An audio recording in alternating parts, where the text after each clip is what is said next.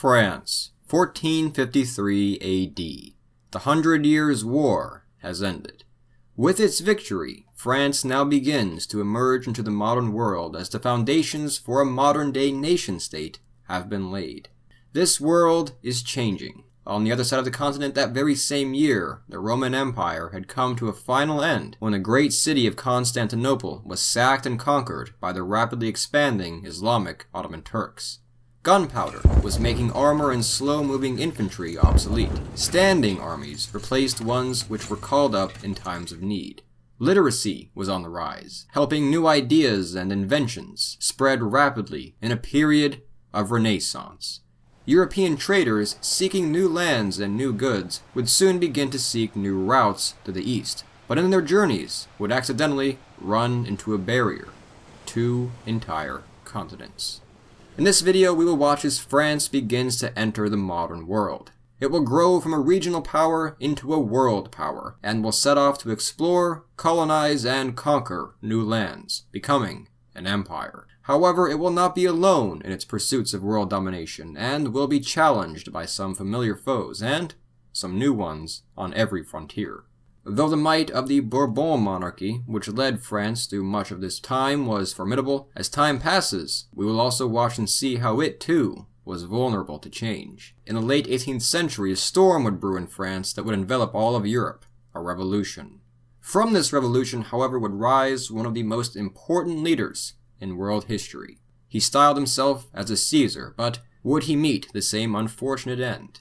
And how would France fare after him into the modern world?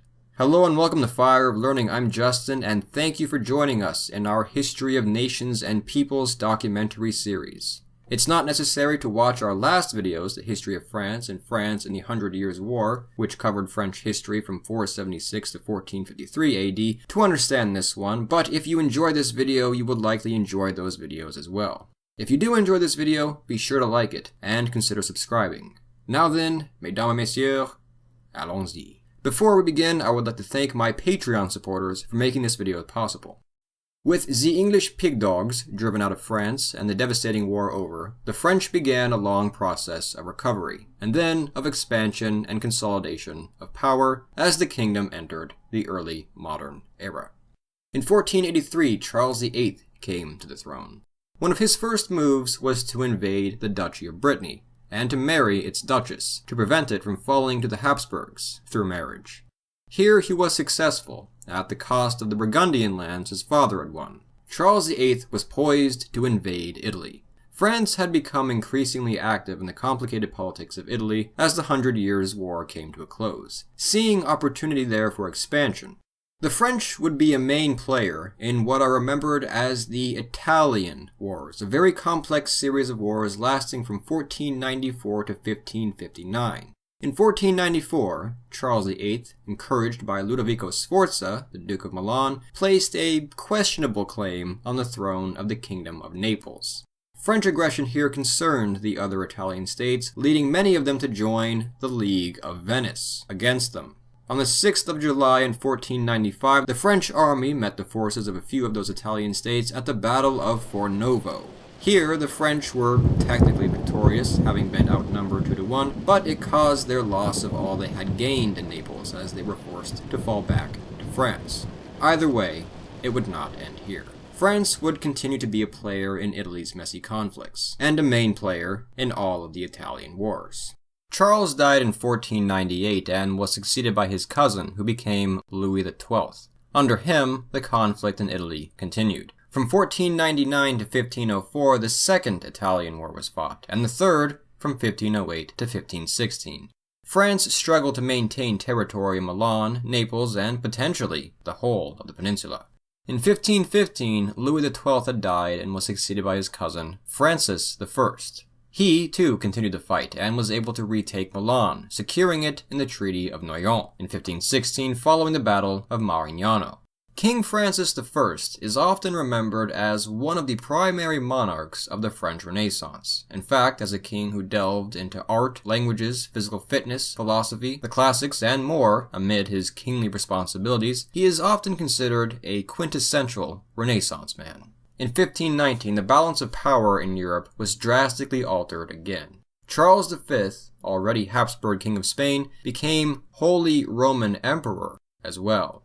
As a result, France was surrounded by the Habsburg ring under the same monarch. King Francis had hoped for this position himself, and a personal rivalry emerged between Francis and Charles.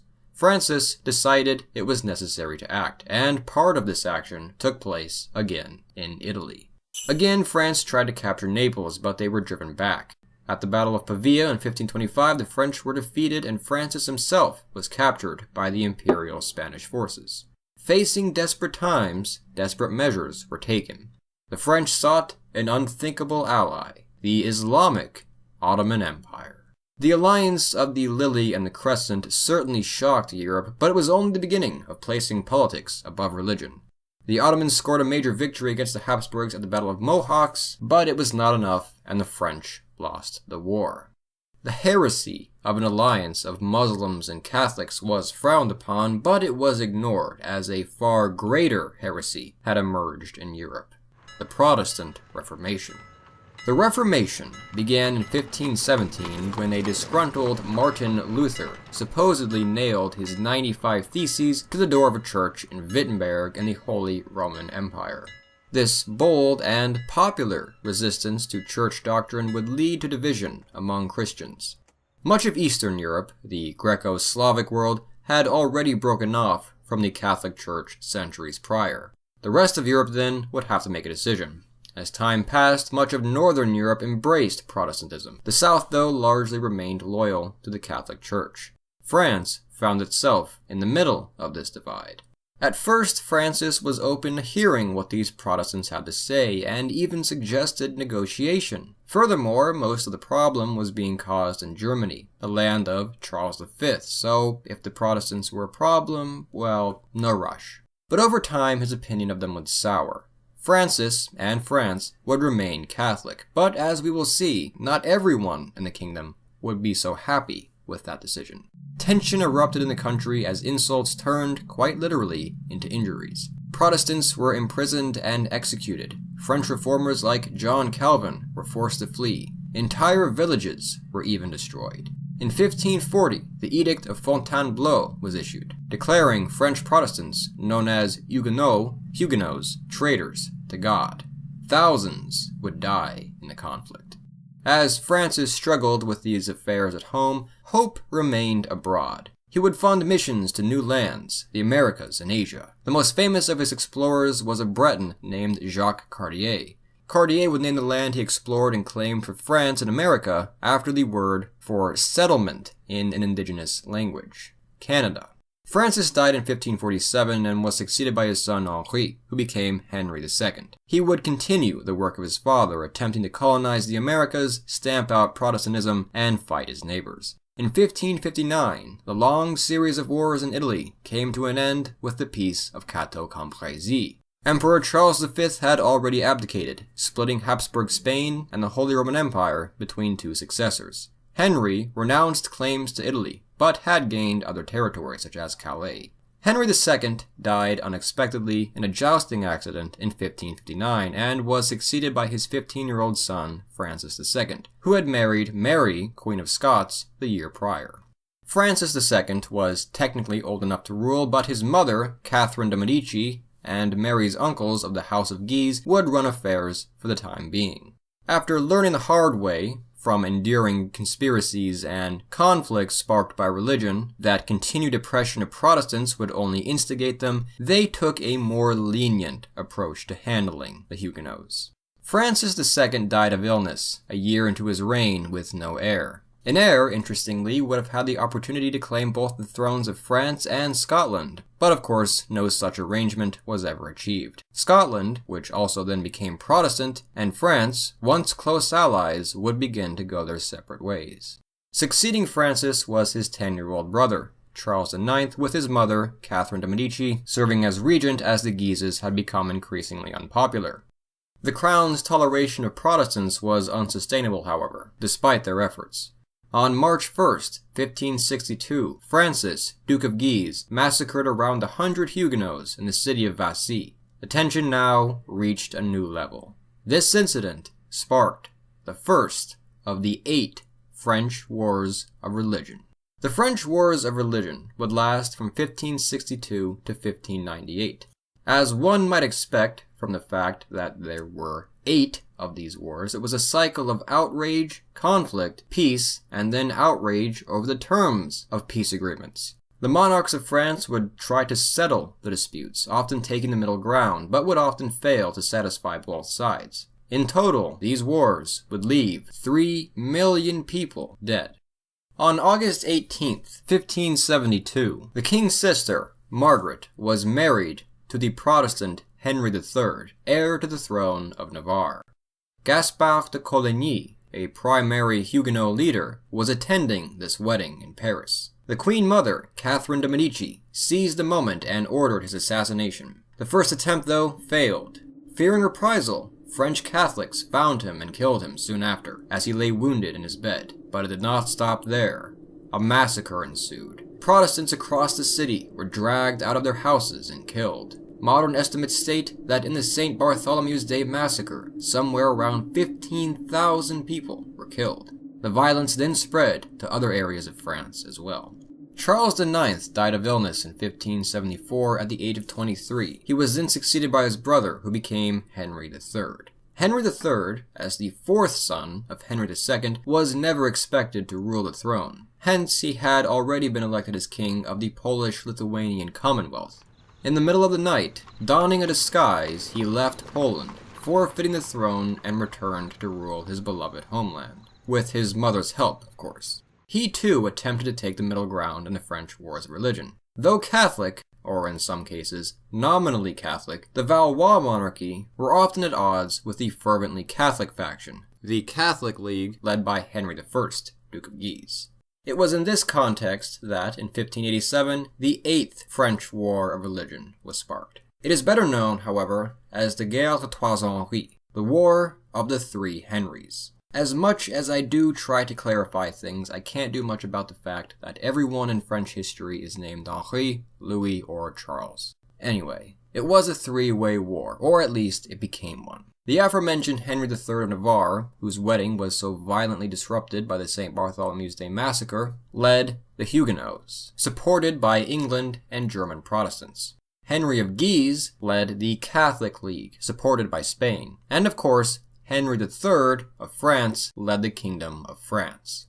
The war was sparked as the King of France's closest male heir was this Henry of Navarre, a Protestant. Henry III was possibly unable to produce his own heir, possibly having been sterilized by syphilis. The Catholic League pressured Henry of France to forbid this, and soon challenged the king himself. This war, however, ended unexpectedly, with Henry of Navarre, quite simply, as the only one left standing. Henry of Guise planned to assassinate King Henry III, but he was assassinated by him first. Regardless, Henry III was still assassinated, not much later, by a fanatical monk. Fighting would continue for a few years after this, but ended when Henry of Navarre came to a solution. He reconverted to Catholicism. Paris, he is claimed to have said, is well worth a mass. Thus, in 1594, Henry III of Navarre became King Henry IV, Henri IV, of France. It was also in this year that, of all the edicts signed in the French Wars of Religion, perhaps the most famous, on account of the fact that it lasted, was signed by Henry IV. The Edict of Nantes.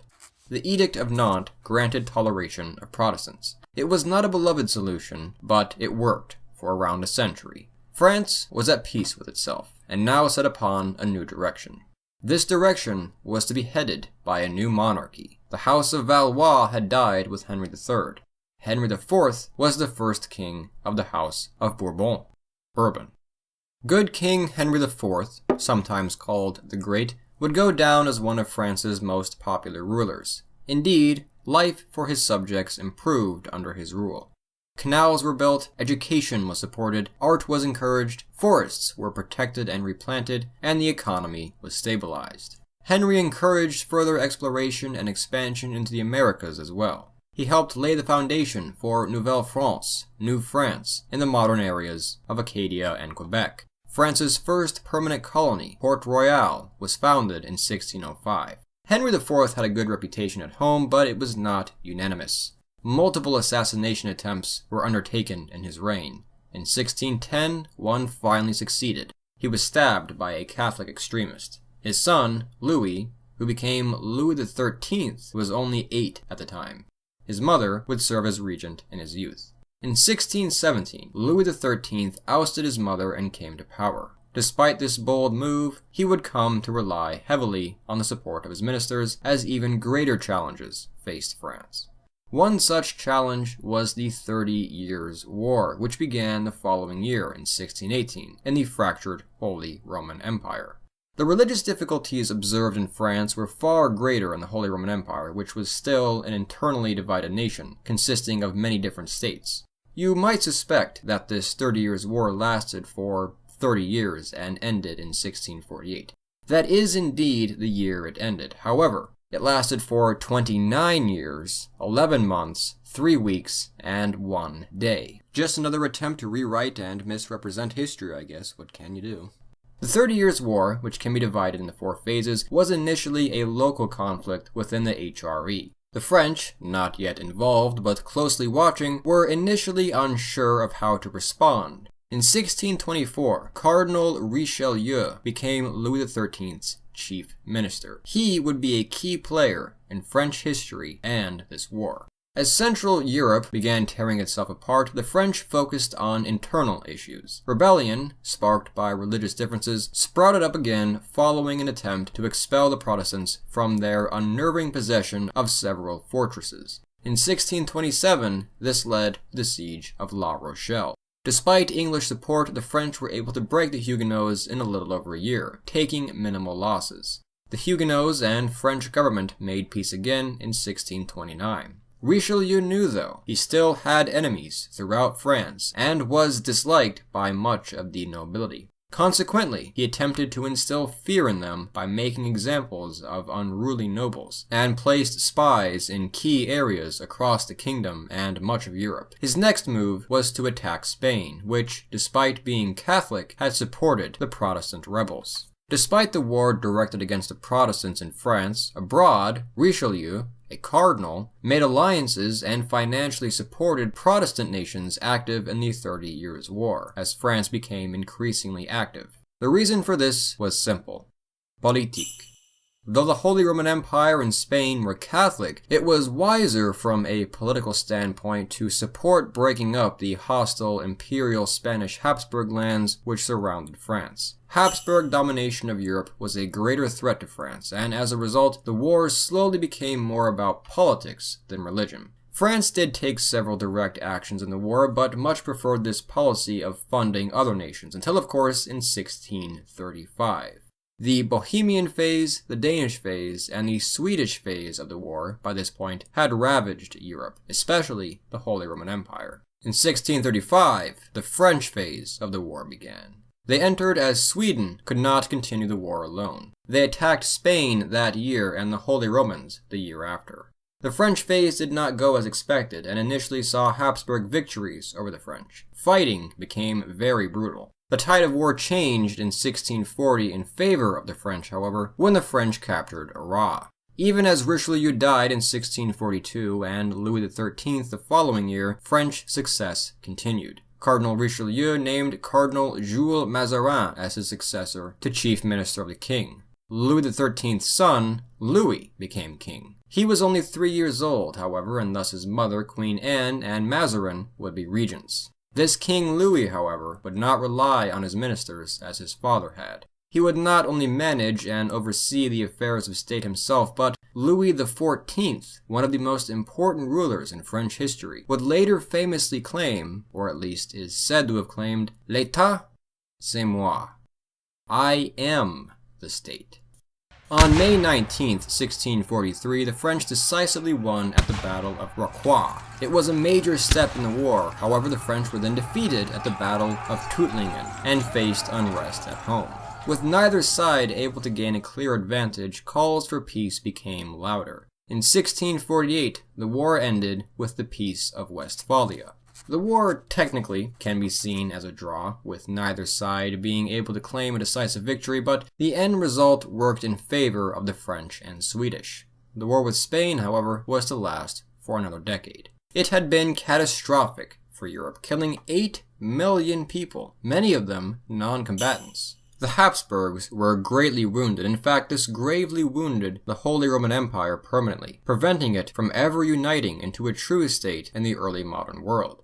The Netherlands and Swiss won further independence, and French power grew. It did not, however, immediately lead to a period of clemency in France. Louis XIV's first years would be marked by disorder and revolt. Fearing the increasing power of the French crown, various factions of different classes across France rose up in defiance in 1648. The Fronde, as it is known, was suppressed, but shaped Louis XIV's mentality for the rest of his reign. Cardinal Mazarin died in 1661. Louis, now aged 23, took up his role as king. He continued on the path of centralizing the monarchy that his mother and Mazarin had intended, and had no reservations about flaunting his regality.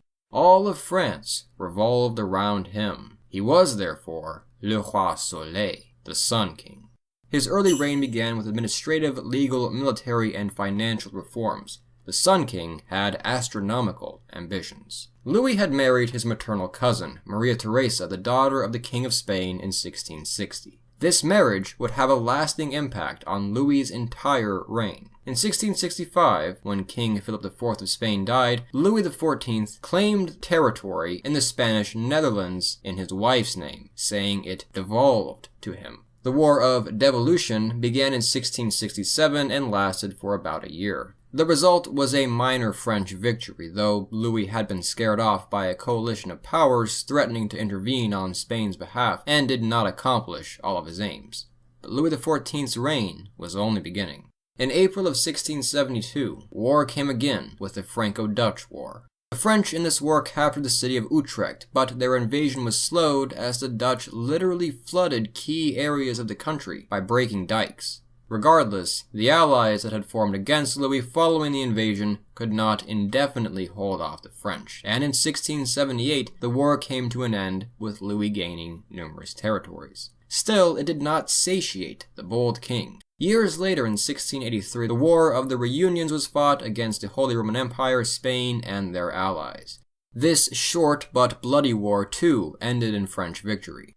To elaborate more on the situation, Louis XIV's aim, one of the main ones anyway, was to secure a strong French border. France has always been geographically quite fortunate in a number of ways. Mountains guarded the borders of Spain and Italy. There was water to its south, west, and north, and rivers flowed across the country. However, the French always felt that the northern half of their eastern flank was insecure. In fact, it was. Security could be gained by expansion to a natural boundary, such as the Rhine River. At home, Louis continued living the grandiose lifestyle. In 1682, a remarkable symbol of his power, the Palace of Versailles, was constructed. It was, and remains, one of the most impressive palaces in the world. In 1685, though, Louis perhaps went a step too far when he issued the Edict of Fontainebleau. This revoked the Edict of Nantes, which had granted toleration of Huguenots. His policy of one king, one law, and one religion would drive hundreds of thousands of Protestants to leave France. Fearing the rising power of France, much of Europe decided that Louis XIV had to be stopped.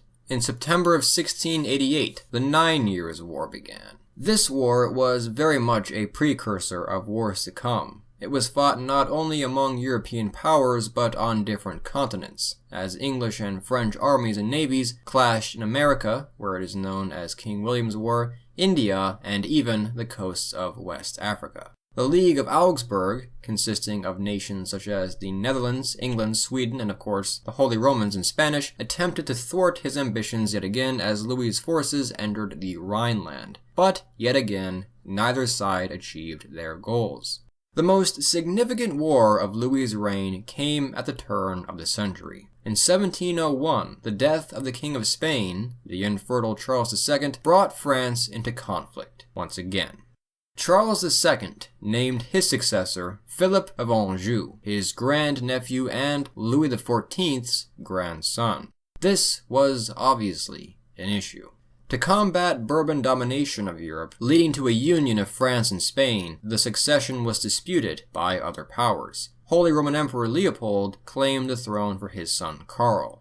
The war that erupted, the War of Spanish Succession, lasted for over 13 years. It was very strenuous, once more erupting into conflicts across the globe, and often found the French and pro-Bourbon Spain on the losing end against Britain, the Holy Roman Empire, the Dutch, Savoy, Portugal, and others. Despite this trend, Louis held out. His determination would soon be rewarded by chance. In 1711, Karl VI became Holy Roman Emperor. This was the same monarch whom the alliance was attempting to put on the throne of Spain for the purpose of maintaining a balance of power. Consequently, faced with either Bourbon or Habsburg domination of Europe, the other members of the alliance backed off, and a peace through the acceptance of a stalemate and alternate solution was advocated. In the Treaty of Utrecht in 1714, Philip of Anjou was indeed made King of Spain. However, it was required that the monarchs of Spain and France mutually agree to renounce their claims to the other's thrones. Furthermore, France's territories were reduced to the pre-Spanish Succession War borders. This was the final of the major wars of Louis XIV. He himself died a year later at the age of 76. As of 2020, his reign was the longest of any European monarch in history. He did not achieve all of his goals, but had kept much of the territory he considered crucial and achieved dominance over his rivals, leaving France as the most powerful nation in Europe at his death. It had come with a hefty price tag, however. His lavish lifestyle and efforts abroad put France into substantial debt. Furthermore, these conflicts also empowered the new nation of Britain, France's rival. The 18th century is sometimes referred to, for a good reason, as we will see, as the period of the Second 100 Years' War. It was in this century that the French and British fought for nothing less than world domination. Consequently, the victor of these wars would change not only European history, but world history. Having survived a line of heirs, Louis was succeeded by his great-grandson, Louis XV in 1715, though as he was only 5, the country was governed by Philippe of Orleans until 1723. Despite the recent peace, conflicts still emerged throughout Europe. A decade later, 2 major wars erupted, the first being the War of Polish Succession from 1733 to 35, and the second, the War of Austrian Succession from 1740 to 1748. The latter was of much greater significance. It pitted France, Prussia, and Spain up against the Habsburgs, Britain, and Russia. This war saw the debut of France's Prussian ally's great king, Frederick II, who had the agreement of French support in the event of a war, which indeed came. This war was, once again, fought on multiple fronts. Tension was growing in the increasingly settled regions of America as the French and British disagreed over territorial claims. In America, the war is remembered as King George's War. Despite France's agreement with Prussia, and victories such as at the Battle of Fontenoy on May 11, 1745, France gained next to nothing from the War of Austrian Succession, despite having taken great costs. Louis's subjects were embittered by this. Consequently, though the war ended in 1748, like many inconclusive wars, it was more of a truce than an actual peace. War would come again. This truce that had been made was broken in 1756 with perhaps one of the 3 defining conflicts of the century. The major alliances of Europe had swapped. Britain and Prussia allied with one another, and France allied itself with its old enemy, Austria. Years earlier, though, in 1754, conflict had already begun in North America. By this point, French territory in North America stretched from the north of Canada to Louisiana, encompassing the Great Lakes and Mississippi River. The British controlled a smaller but far more densely populated share of the continent shown here. In that year, amid growing tensions over territorial disputes, a French diplomatic mission was ambushed by a hot-headed 22-year-old British commander by the name of George Washington. This incident, the Battle of Jumonville-Glen, sparked an inevitable war, the French and Indian War. The French, who had maintained positive relations with the Native Americans, were able to count on substantial support from many tribes, such as the Huron and Algonquin. Britain would be able to count on some native support as well, however, namely from the Iroquois. As conflict began in the Americas, war was clearly inevitable in Europe as well. Prussia struck Austria first in 1756. Thus began the 7 Years' War. Conflict in India would also soon follow. As France saw initial success against the British in North America, they moved troops eastward to attempt to surround Prussia alongside Austria and Russia. Prussia, however, with only limited British support, would fight like a cornered animal. Their army was being withered away. It could only hold out for so long. In India, things remained uncertain as well, as the French garnered the support of the Mughal Empire. Despite initial good signs for France, the nation was soon faced with harsh realities. In the contest of naval power, it soon became evident that Britain, after all, had built the stronger navy. The French quite likely had the strongest army on the planet in this time period, but it could only go so far if Britannia ruled the waves, which is exactly what the British knew. French forces were spread thin by the indecisive Louis XV. Despite this, French forces did see a number of successes. However, in 1758, the tides of war in America changed following the Battle of Louisbourg. The British decisively defeated the French-Canadian Army on several occasions, namely at the Battle of the Plains of Abraham, or the Battle of Quebec. It was a disaster for France, leading to the British occupation of Quebec. In 1760, the French were defeated at the Battle of Wandiwash in India. Their Indian capital of Pondicherry was taken the year after. In 1762, fortunes finally turned in Europe as well. Russia exited the war as the pro-Prussian Peter III came to the Russian throne. In 1763, the war came to a close following the Treaty of Paris and Hubertusburg. It had been a disaster for the French. They were largely knocked out of both India and America. In America, much of their territory had gone to the British, with the Louisiana Territory being given to Spain in compensation for Spanish losses, and to prevent it from falling into British hands. France was, however, able to retain its Caribbean territory, such as Saint-Domingue, far more profitable than all of its territory on the North American mainland combined. The war had permanently stained the reputation of Louis XV and the monarchy. Worse, it had exhausted France and diminished its power. In this competition of world domination, Britain was clearly winning, but it was not over yet. France remained a powerful nation and continued to be a major player on the world stage. Louis XV died in 1774. The throne then passed to his grandson, Louis XVI, aged 20. While the Bourbon monarchy, specifically that under Louis XIV, is often seen as the ultimate example of absolute monarchy, it was not, as Louis XV had shown, always well received, nor invincible. Throughout the reign of Louis XV especially, a social and political movement had sprouted up in France, and indeed across Europe. Philosophers and scientists met across the continent, questioning everything and publicizing their ideas. France, under the weak Louis XV, was home to a number of prominent figures in this period, such as Voltaire, Jean-Jacques Rousseau, Montesquieu, and Diderot. Many of their ideas were critical of, and even threats to, the notions of absolute monarchy and what is called the Ancien Régime, the Old Order, which had existed in France since the end of the 100 Years' War. Many of these Enlightenment ideas were put to the test in the American Revolution, which began in the year 1776. Though expected to fail initially, it caught the attention of Europe, including King Louis XVI. With these rebels, the French considered, was perhaps an opportunity to check British power and avenge the loss of their colonial empire. France had been anxious for such an opportunity. As war broke out, a charismatic American diplomat by the name of Benjamin Franklin was key in convincing the French to openly finance and even join the American War of Independence in 1778, following the Battle of Saratoga. Up to that point, French aid had been covert.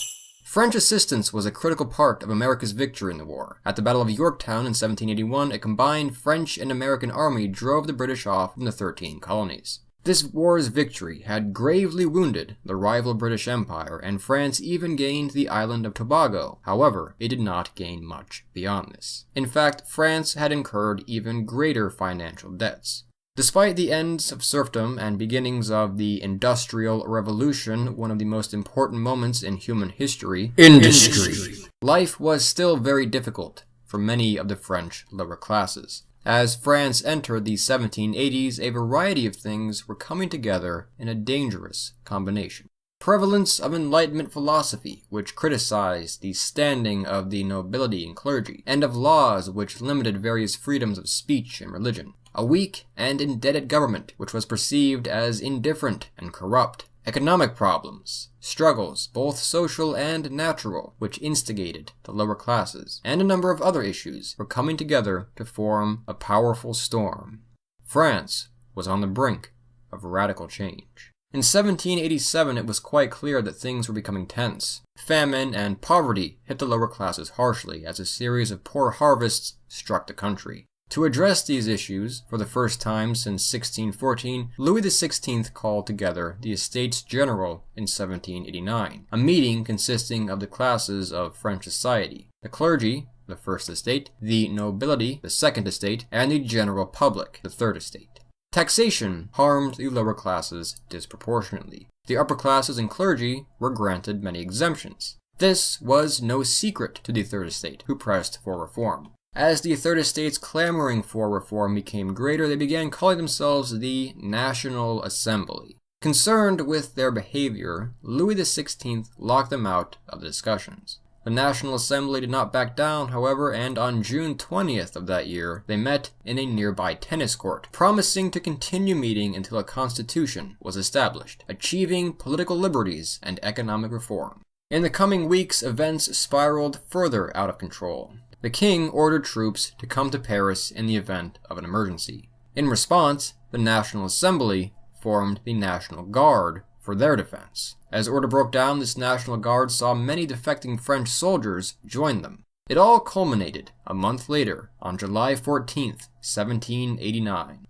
As the Royal Army approached, the National Guard that had just been formed lacked guns and ammunition. They knew, though, where to obtain them. A mob gathered and stormed an infamous royal prison in Paris, known as the Bastille.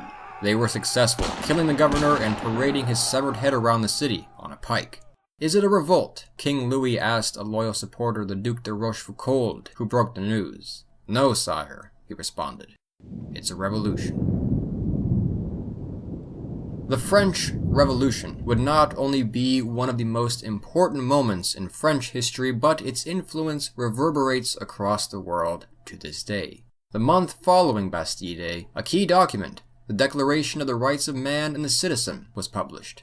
Espousing Enlightenment philosophy, influenced by British and American thinkers alongside the French philosophes, it laid the groundwork for future changes, radical changes. The French people established a constitutional monarchy.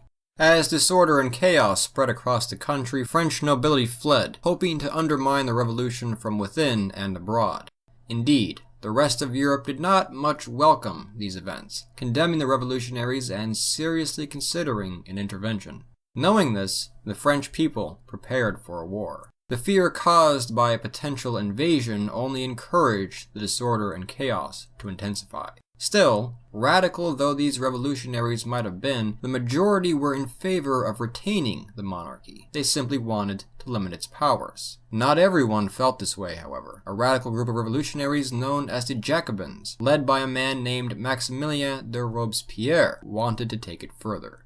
Fearing what was on the horizon, Louis and the royal family made a break for it themselves, attempting to reach Austria and the court of his brother-in-law. It was a major gamble, and the king lost. He was caught and returned to Paris. This was viewed as a betrayal. The king, now subordinate to the law, was a traitor. His power diminished further, though the Austrians and Prussians demanded that Louis be reinstated as full monarch. In response, France prepared for war and would preemptively strike, sparking the War of the First Coalition. An alliance of Austria, Prussia, Britain, the Netherlands, Spain, and other powers, and including French royalists, formed against the revolution.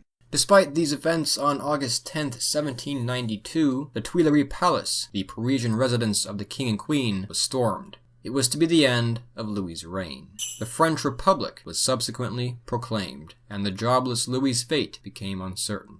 To many, he was a traitor, a liar, a threat, and a symbol of the past that the revolutionaries were trying to undo. Many wished to banish him. However, more radical revolutionaries, led by the aforementioned Robespierre, sought a more permanent solution. They wanted to execute the king. In a vote won by a single vote, the assembly decided, the king will die. Louis XVI, shortly before he was laid in the national razor, the guillotine, proclaimed, "I die perfectly innocent of all the pretended crimes laid to my charge." One does have to wonder how culpable he personally was for what was happening. Regardless, Louis XVI's words fell on a cheering crowd and drumming soldiers, which drowned him out. And his head came off on January 21st, 1793. His wife, Queen Marie Antoinette, met the national razor as well on October 13th of that year. Their son, Louis XVII, died of neglect, abuse, and disease a few years later, though his brothers would survive. The world was shocked. In the coming years, a new order took place in French society. Nothing was sacred. Everything was open to redesign. The traditional calendar was replaced with the French Republican calendar. Year 1 began on September 22nd, 1792. Although it wasn't Septembre anymore, it was Vendémiaire. The Catholic religion itself was attacked in a process called de-Christianization. Perhaps one of the most radical events of the time, the Catholic Church was replaced with an atheistic cult of reason. It enraged the French people, however, and was subsequently replaced with a deist cult of the supreme being. In this petrified climate, suspected traitors were sent to the guillotine day by day. Police spies surrounded Paris and beyond. Anyone who so much as complained about the price of bread was considered a traitor and faced execution. Robespierre and his Committee of Public Safety revoked previously granted freedoms. Doubtless thousands of innocent are included in the death toll of over 40,000 people. A reign of terror engulfed France, undertaken in the vision of a republic of virtue. Is this what the Enlightenment thinkers had intended? Abroad, however, the French saw victory. At the battles of Valmy and later Fleurus, the French scored major victories against the coalition. In 1794, as Robespierre tightened his grip on domestic affairs and instilled terror in his own government, he went too far. On July 28th, he himself was arrested and placed under the guillotine. With the rolling of his head, the reign of terror had ended. But the French Revolution continued. The new government which came to power is referred to as a Directoire. The Directoire continued to stave off foreign threats. The French were even able to set up sister republics, code for puppet states, in the Netherlands, which became the Batavian Republic. Despite facing the major powers of Europe, the War of the First Coalition ended in 1797 with a French victory. Some powers, such as Spain, had switched sides. Other sister republics in Italy and Switzerland had formed. Many people had made names for themselves, such as a 28-year-old general from the French island of Corsica, a man named Napoleon Bonaparte, whose victories in battles such as the 13th of Vendémiaire, Lodi, Arcole, and Rivoli, as well as others, exhilarated the nation. The peace was not to last, however. In the eyes of Europe, it simply could not. The year after, in 1798, the War of the Second Coalition began, seeing many of the former powers, now including Russia, form against France, Spain, Denmark, Norway, and its sister republics. As the Directoire became increasingly unpopular and ineffective, the aforementioned General Napoleon Bonaparte, ever cunning, laborious, and bold, began to plot. On the 18th of Brumaire, on the year 8, or 9th of November, 1799, he acted. In a successful coup d'etat, Napoleon was declared first consul of the Republic. This act effectively brought an end to the French Revolution. General Bonaparte was now in a unique position to shape the affairs of his day, and indeed, he would take his place as a man who defined an age. "The revolution is over," Napoleon claimed. "I am the revolution." Napoleon did not challenge the revolution, but though France remained a republic by name, Napoleon held largely absolute power. By 1802, he had put an end to the War of the Second Coalition with a French victory. As first consul, Napoleon did indeed bring stability back to France, although his reign would not be quite so peaceful. A number of reforms were undertaken to appease the French public. The church returned to France. Financial problems were remedied. Administration was improved. Law was reformed with the Napoleonic Code. The military was once again made one of the finest in Europe. Such changes would be necessary if France was to muster the strength for all of Napoleon's ambitions. In 1804, Napoleon took a step further. He attempted to end what was a little bit of a facade and secure his legacy. Conscious of Roman history, however, and with the word roi remaining dirty in France, Napoleon was not to be king. He was to be emperor. The First French Empire was declared in May of 1804. On December 2nd, 1804, Napoleon shocked the world by crowning himself emperor in the Notre Dame Cathedral. Napoleon's designs on the rest of the continent worried Europe, and they were indeed right to be concerned. In 1804 and 5, the major powers of Europe joined Britain in the War of the Third Coalition. The first of the Napoleonic Wars had begun. At first, Napoleon targeted Austria. He defeated them masterfully. In the Ulm campaign against Austria, Napoleon took 2,000 casualties while taking 60,000 Austrians prisoner. It was a key victory, yet Napoleon knew his primary enemy was Britain. Defeat Britain, he believed, and he could defeat the world. Standing in between him and that goal, however, was the Royal Navy, the finest in the world. On October 21st, the two navies met at the Battle of Trafalgar, off the coast of Iberia. The British won the battle against the French and their Spanish allies. Trafalgar was a disaster for Napoleon, but it did not break his ambitions. The continent, he believed, could still be obtained. Indeed, the rest of the war saw notable French successes. In November, Napoleon captured the Austrian capital of Vienna, and decisively defeated them and their Russian allies in the Battle of Austerlitz on December 2nd of that year. Austerlitz would be placed among the great battles of history. Austria soon surrendered. The archaic Holy Roman Empire was dissolved, and Napoleon turned many of the former territories into puppet states, the Confederation of the Rhine. The War of the Third Coalition ended in 1806, but was followed by the Fourth a few months later, which saw Prussia enter the war. This, too, resulted in a French victory in 1807. Prussia lost territory. Napoleon entered Berlin, and the Duchy of Warsaw emerged as a French protectorate from the area of Poland that had been annexed by Prussia. An alliance with Russia was also obtained for the time being. Napoleon was climbing to the height of his power, and with the peace decided to go further. With Russian support, he imposed the continental system on Europe, attempting to ban trade with Britain across the continent. It would fail, however, and harm France as much as Britain. In Iberia, furthermore, Britain's ancient ally Portugal resisted, sparking war there. This was the beginning of the Peninsular War. In the Iberian Peninsula, Napoleon's luck would run out.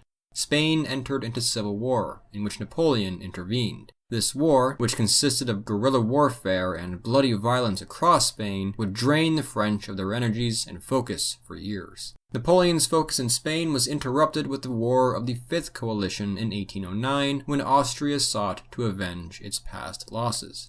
Despite setbacks, Napoleon did win the War of the Fifth Coalition, as the Peninsular War struggled on. In 1812, the Franco-Russian alliance was teetering on collapse. Russia feared French expansion and sought to break free from the continental system. In response, Napoleon decided to invade Russia in June of 1812.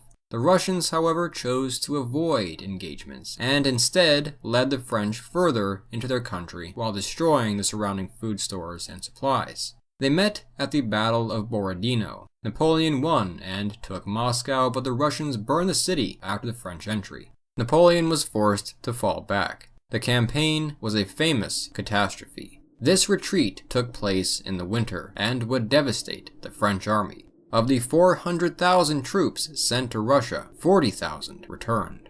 In the spring of 1813, following this opportune defeat, the coalition decided to pounce on France. On October 16, 1813, the French and their allies met the coalition at the Battle of Leipzig. Over the course of 3 days, 90,000 men in total were killed here. It was a severe defeat for Napoleon. In March of 1814, Paris surrendered to the coalition. On April 4th, Napoleon was forced to abdicate and was exiled to the Isle of Elba in the Mediterranean. The Allies decided to place a Bourbon monarch on the throne once more, and King Louis XVIII became France's constitutional monarch. But Napoleon decided not to give up. In February of 1815, he escaped and returned to France. French forces were sent to stop Napoleon from returning to France, but when they met up with him, he dismounted his horse, spread his arms, and shouted, "Here I am. Kill your emperor if you wish, no man fired, and Napoleon's 100-day return began. Louis XVIII fled to Belgium as Napoleon's advance was unstoppable. With great zeal, he took control of the French army and attempted to strike his enemies first. Napoleon would fail, however. After a hard fight at the Battle of Waterloo, British and Prussian forces defeated him. He hoped to escape to America, but upon his abdication, the Allies banished him to the island St. Helena in the Atlantic off the coast of Africa. Napoleon would not return from St. Helena. He would remain there for the final years of his life. He died on May 5, 1821, aged 51. His rule had changed everything and defined an era. Coupled with the French Revolution, it was among the most important ages in history. He had, for a time, put Europe from Portugal to Poland under his thumb, and life would never be the same. Though Louis XVIII was returned to the throne, the influence of the Revolution and of Napoleon would be permanent. However, France would not be the power it had once been. While France would remain one of the most influential and powerful nations in the world, it was quite clear that the title of world power now belonged to another nation. The coming century would be a period of peace and prosperity that had not been seen before in European history. Only a handful of conflicts on the continent would break out in the 99 years between the Napoleonic Wars and the First World War. Many of them did involve France, however. Furthermore, despite relative prosperity, the government in France would continue to be shaken up by clashes and instability, as the modernizing nation struggled to figure itself out with Bonapartists, royalists, and republicans clashing, sometimes violently. The returned constitutional monarch Louis XVIII, Louis XVI's brother, continued his reign not as a beloved monarch, but as the only option the Allies had, until 1824. He was succeeded by his younger brother Charles X that year. Charles X, Louis XVI's youngest brother and very much a reactionary, pined for the good old days when the concept of absolute rule by divine right was still respected by the peasants. The French people feared encroachment on the rights that Louis XVIII had previously guaranteed them. This fear was realized when he revoked freedoms such as the freedom of the press in 1830. Once more, France erupted into revolution against the Bourbon monarch. Charles had gained some support by the French conquest of Algeria, which had recently been completed, but it was too late. The July Revolution, as it is known, was successful within a few days, by July 30th. Charles X agreed to abdicate the throne, which passed to his cousin, Louis Philippe, who agreed to abide by the rules of the Constitution. His reign is known as the July Monarchy. As the nation settled once again, this revolution had shown that whichever direction France chose to move in, it would not be backwards. The Ancien Régime was over. Louis Philippe, the citizen king, was king not only by the grace of God, but the will of the nation. Unfortunately, he too failed to realize that adequately enough. In 1848, revolution erupted again after Louis Philippe had banned political banquets, fearing their threat to the monarchy. Once again, new ideas, movements, and other revolutions swept across the continent. By December, Louis Philippe had resigned. The Second French Republic was proclaimed, and the monarchy had been abolished once again. Oh, but how history repeats itself. Capitalizing on this crisis was a man named Louis Napoleon, Napoleon Bonaparte's nephew. Having been exiled in recent years, he took advantage of the situation to run for office. He was elected President of France in that year, but much like his uncle, he desired more. And, as Louis Napoleon's presidential term came to a close, he staged a coup d'etat. Having succeeded, he became Emperor Napoleon III, restoring the French Empire on December 2, 1852. Napoleon III got right to work, reforming laws and administration, encouraging education, investing in science and industry, and reforming Paris to make it the renowned city it is today. France, under Napoleon III and the Second Empire, took off. He joined the Crimean War of 1853-36 when war broke out alongside Britain against Russia. It achieved the goal of preventing Russian expansion into Ottoman territory and returned prestige to France and its army, but it did not gain the French territory. What is an emperor without an empire? Napoleon III sought to extend French power, but not among the nations of Europe. That had not worked out so well. The last time. So Napoleon sought territories across the seas instead, specifically in the Far East. New Caledonia and French Indochina, including modern-day nations such as Vietnam and Cambodia, were acquired in this time. Not all of his ambitions abroad, however, were successful, such as his failed interventions in Mexico. France's greatest threat, however, lay to its east. As nationalism spread across Europe, it influenced the German states, who developed a grand ambition: a nation called Germany. The Prussians would slowly but surely work toward this goal. Such a German state would doubtlessly shake things up on France's border. In 1870, after years of tension, this culminated in war, the Franco-Prussian War.